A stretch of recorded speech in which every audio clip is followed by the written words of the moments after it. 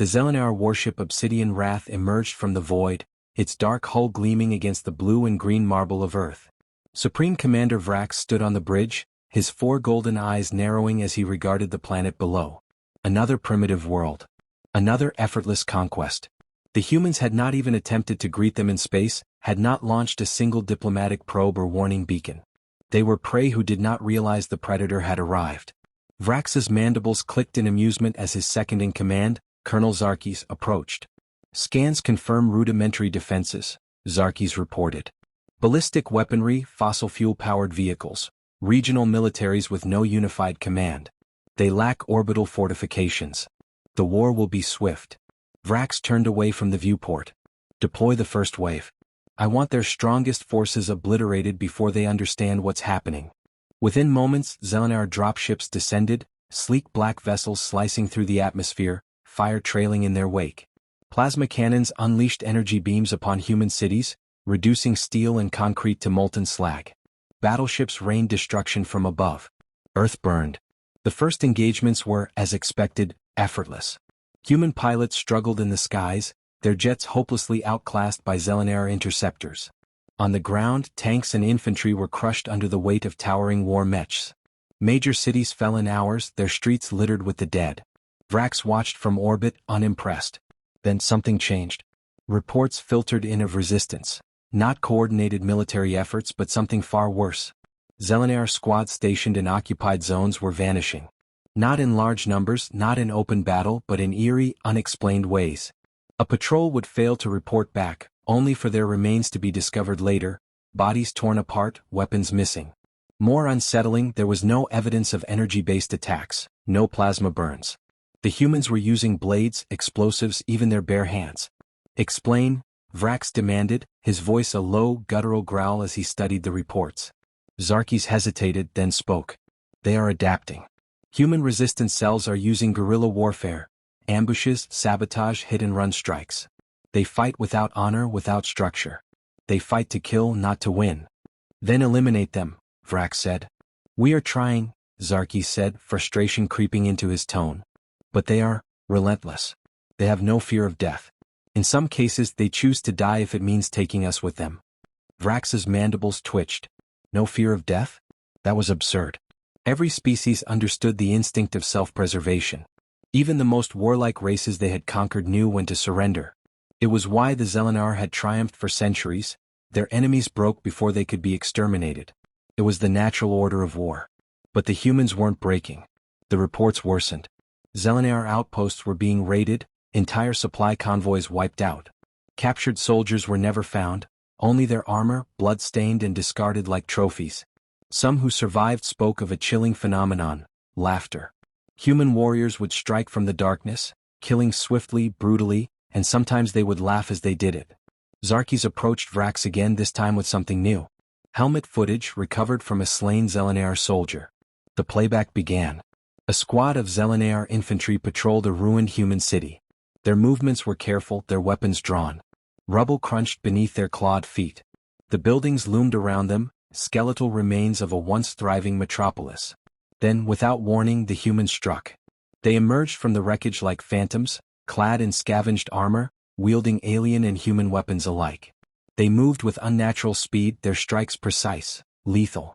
One Zelenar was dragged screaming into the shadows. Another had his throat slit before he could fire.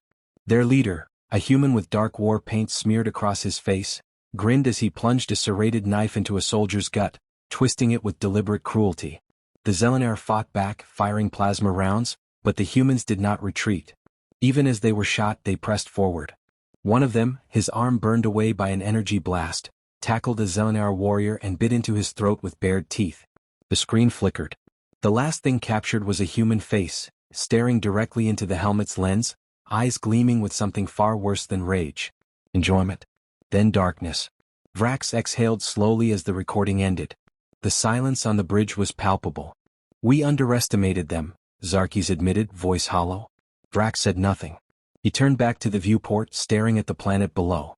Smoke coiled into the sky from burning cities, but for the first time he no longer saw Earth as a helpless world awaiting conquest.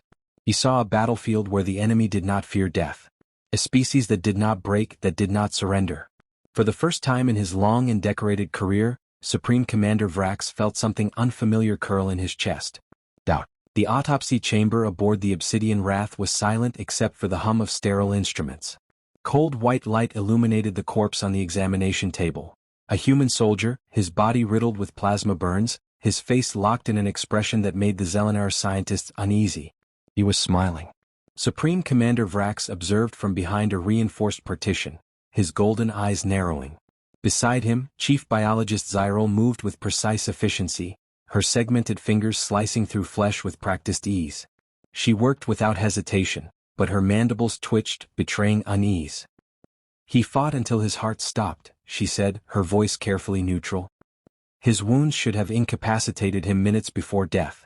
Yet his muscles show signs of exertion after sustaining fatal damage. Vrax's mandibles tightened. Explain. Zyril adjusted her scanning lens, magnifying the microscopic lattice of torn muscle fibers. Humans possess an extraordinary physiological response to stress. When wounded, their bodies flood with chemical stimulants, adrenaline, cortisol, endorphins. These compounds allow them to ignore pain, push beyond normal physical limits. This one suffered organ failure, catastrophic hemorrhaging, and third-degree burns. Yet he continued to fight. She hesitated. To kill. Vrax's claws flexed against the smooth surface of the observation panel. So they are biologically resistant to pain. Zyril turned to face him, her posture rigid. No, Commander. They are something far worse. She gestured to a display screen, bringing up a series of recorded engagements. Helmet footage, drone captures, battlefield surveillance, each one painting a picture more disturbing than the last. A human soldier with a shattered leg dragging himself through the mud, stabbing a Zelenar warrior in the throat with a broken knife. Another, impaled by an energy lance, using his last breath to pull the weapon deeper into his own body just to get close enough to kill the enemy who wielded it. A woman, her arm severed, picking up a discarded rifle with her remaining hand and gunning down 3 Zelenar before finally collapsing. Vrax watched in silence. They do not fight like other species, Zyril continued. Most sentient beings, when faced with death, hesitate. They retreat. Even the most hardened warriors experience a moment of self-preservation. She motioned toward the screen. Humans do not. They charge forward. They embrace death if it means taking their enemy with them. Vrax's mandibles clenched.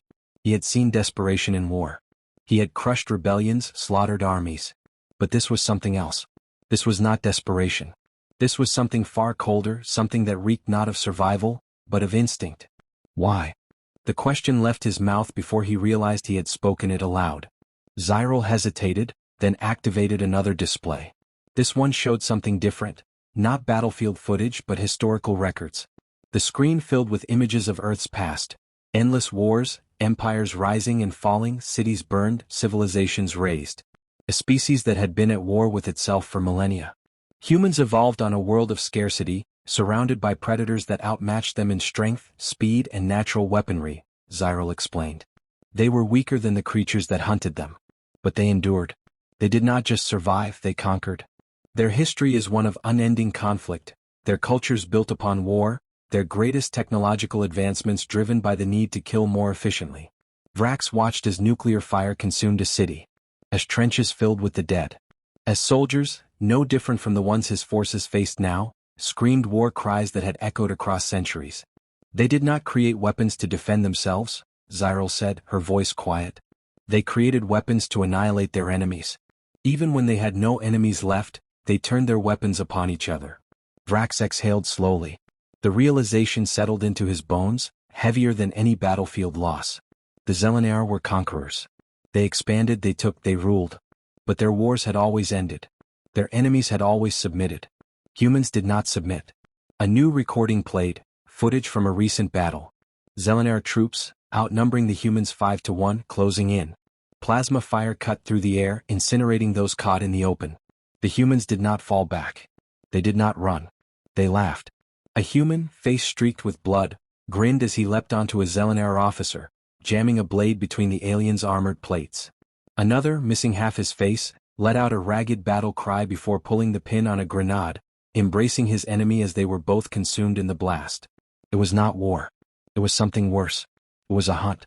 Vrax turned to Zyril, his voice measured, but low with something unspoken. Can they be broken? Zyro was silent for too long. Vrax's mandibles clicked impatiently. Answer me. She exhaled, a slow, deliberate release of breath. No, she said at last. They do not break, Commander. They only become more dangerous. A cold weight settled in Vrax's chest. He had waged war for decades, crushed countless civilizations, rewritten history with the blood of the fallen. But never had he encountered an enemy like this. An enemy who did not merely endure suffering but thrived within it. This war would not end with surrender. It would not end with occupation. It would only end when one side was completely erased. And for the first time in his long and decorated career, Supreme Commander Vrax was no longer certain it would be them. The Zelenar lines were collapsing. Vrax stood in the war chamber of the Obsidian Wrath, staring at the holographic display that mapped the battlefronts across Earth. What had once been a steady march of conquest was now a chaotic, fragmented nightmare. Red markers, human resistance cells, flashed and multiplied across occupied zones, spreading like an unchecked infection. Entire battalions had vanished. Supply routes had been severed. What had begun as a war of planetary domination had turned into something far uglier. A slaughter, but not the kind the Zelenar had expected. Zarkis approached, his movements stiff with tension. His battle-worn armor was splattered with the dark blood of his own kind. Commander, we have lost Sector 12. The human insurgents overwhelmed the forward base last night. Vrax did not turn. How many casualties? Zarkis hesitated. 1,600 dead. The rest, unaccounted for. The word sent a chill through the chamber. There were no human prisoner camps, no occupied settlements where Zelenar warriors were kept as bargaining chips. When humans captured Zelenar, there was no aftermath, only silence. They did not seek hostages. They sought erasure. Vrax clenched his mandibles. How did they breach the defenses? Zarkis hesitated, then brought up the footage. The holoscreen flickered to life, displaying the security feeds from the forward base in its final hours. The outpost had been fortified, energy barriers, automated turrets, sensor grids calibrated to detect even the slightest movement. It should have been impenetrable. And yet it had fallen from within. The recording showed Zelenar guards patrolling the perimeter, weapons held steady, eyes scanning the darkness. Then shadows moved where no shadow should have been. A sentry stiffened, his mandibles parting as if to sound the alarm, before something wrapped around his throat and dragged him into the void. No gunfire. No screams. Just absence. Then the lights flickered. The feed distorted, cutting in and out as figures emerged from the gloom, humans clad in scavenged Zelenar armor, their bodies smeared in mud and blood. They did not attack the way most species did. There was no full frontal assault, no attempt at negotiation. They slipped through the defenses like wraiths, striking with knives, hatchets, stolen plasma rifles fired at point-blank range. The footage ended in static. Zarkis exhaled sharply. They are not fighting a war. They are hunting us. Vrax remained silent, his gaze locked on the darkened screen. It was worse than that. Wars had rules, had patterns, had limits. Even the most ruthless conquerors, his own people included, fought with the understanding that there would be a moment when the battle ended, when a species broke and accepted its fate. But humans were something else entirely. They did not just fight to win. They fought to eliminate. Vrax turned away from the display and strode to the main viewport. The planet below no longer looked like a prize to be claimed. It looked like a pit, bottomless and filled with things that refused to die. His species had always seen themselves as the pinnacle of warfare, but now he understood the truth. The Zelenar were not warriors. Warriors fought for conquest. Warriors sought victory. Humans fought for the joy of destruction. A transmission alert chimed, breaking the silence. One of the fleet's remaining ground commanders, General Tavrik, appeared on the display, his features twisted with something Vrax had never seen on a Zelenar officer's face before. Commander, Tavrik began, his voice unsteady, I am requesting immediate evacuation from Sector 4. Vrax's mandibles twitched. You are requesting retreat? Tavrik swallowed. His battle-scarred armor was dented, his breathing ragged. I am requesting survival. Vrax's gaze hardened. Explain. Tavrik's mandibles opened, then closed again. He exhaled as if trying to steady himself. They're not normal. These humans, some of them, we have shot them, burned them, torn them apart, and they keep coming. They fight past the limits of biology, of logic. They fight as if pain means nothing. As if death is an afterthought. Vrax stared at him, the weight of his words settling like stone. Zarkis spoke, his voice low. There have been rumors. Soldiers who have seen things they cannot explain. Zelenar veterans, hardened killers, refusing to return to the front lines. Vrax's claws tightened. Cowards. Zarkis turned to face him. Survivors. The word hung in the air like a curse. Tavrik's breathing grew heavier. This is not war. This is not conquest. This is something else. I do not believe we can win. For the first time in his life, Vrax did not immediately dismiss such words as treason. He looked back at the planet below, at the darkness spreading across their once secure zones, at the truth that could no longer be ignored. The Zelenar were losing. Not because of human weapons, not because of human numbers, but because of what they were. Predators did not expect to be hunted. But the humans? They had been hunting each other since the dawn of their species. They did not simply know how to fight. They had perfected it. Vrax turned away from the viewport, his voice colder than it had ever been. Begin preparations, he ordered. Zarkis stiffened. For what? Vrax met his gaze. For the end. The order to retreat was not given lightly. The Zelenar did not abandon wars. They did not flee from inferior species. Yet, as Supreme Commander Vrax stood on the bridge of the Obsidian Wrath, watching his once invincible fleet break formation and pull away from Earth's orbit, he knew there was no other choice. They had miscalculated. Not in strategy or firepower, but in something far deeper, something fundamental to their enemy. Humans did not fight for survival. They fought because they enjoyed it. They fought because it was in their blood, their bones, their history. And unlike any species the Zelenar had encountered before, humans did not require hope, did not require victory, did not require reason. They fought because they could. Even now, as the fleet ascended into the cold embrace of space, the transmissions continued. Footage from ground forces, their final moments. Zelenar warriors slaughtered in the streets by humans who fought with glee, their teeth bared in snarls that were indistinguishable from smiles. A squadron cornered in a ruined city, surrounded, running out of ammunition, only for the humans to let them reload, dragging out the hunt like some perverse game. One soldier, pinned beneath rubble, screaming into his communicator as the humans laughed, circling him like wolves, drawing out the moment before the kill. Zarkis stood beside Vrax, his usual rigid composure broken. His mandibles twitched, his claws flexing against the polished surface of the command console.